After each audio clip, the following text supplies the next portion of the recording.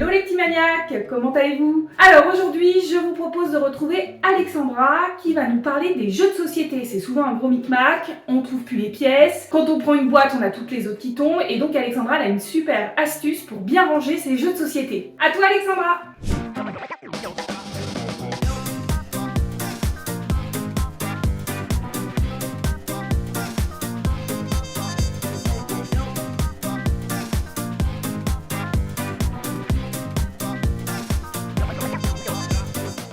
Salut les petits maniaques, merci Pauline pour ton introduction. Effectivement, aujourd'hui, je vais vous parler du rangement des jeux de société. C'est une catégorie d'objets qui est très souvent négligée. Chez la plupart des clients chez lesquels je me rends, je les retrouve comme ça, dans des placards un peu en vrac, mis pêle-mêle, ou alors pire, dans des espèces de casiers, ou alors le pompon, c'est dans des grosses malles. On ouvre cette malle et on ne s'y retrouve plus. Impossible de trouver le bon jeu. Les pièces s'éparpillent, comme ici, je retrouve du Mikado, des dés, des cartes solo, c'est quand même dommage. Les jeux incomplets, c'est des jeux avec lesquels on ne peut plus jouer ou qu'on ne va pas pouvoir valoriser. Alors, laissez-moi vous montrer 2-3 astuces.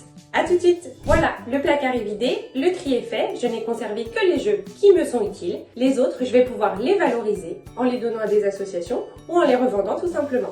Voilà, maintenant on est prêt pour s'attaquer au rangement des jeux de société. Et pour ça, c'est très simple, je vous propose de les positionner à la verticale.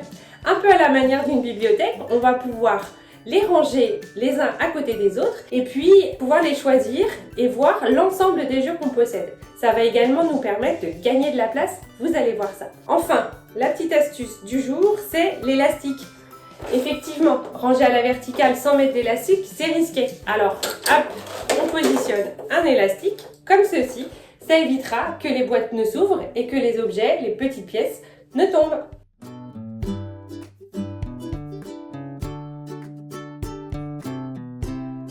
Voilà, le rangement est terminé. Je redonne la parole à Pauline qui va reprendre les points essentiels à retenir pour ce tuto.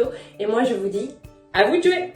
Merci Alexandra, c'était très clair. Donc on va retenir les 3 points clés pour bien ranger ces jeux de société. Le premier, c'est comme toujours, bien trier. C'est-à-dire que les jeux de société où il manque des pièces, qui sont abîmés ou que vous n'aimez pas, il faut les désencombrer. Comme ça, vous aurez plus de place pour ranger les jeux que vous aimez.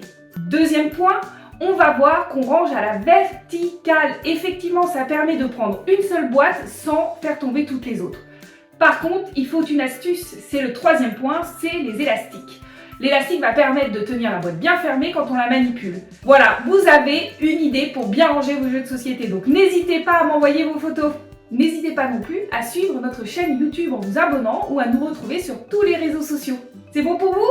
À bientôt les petits maniaques!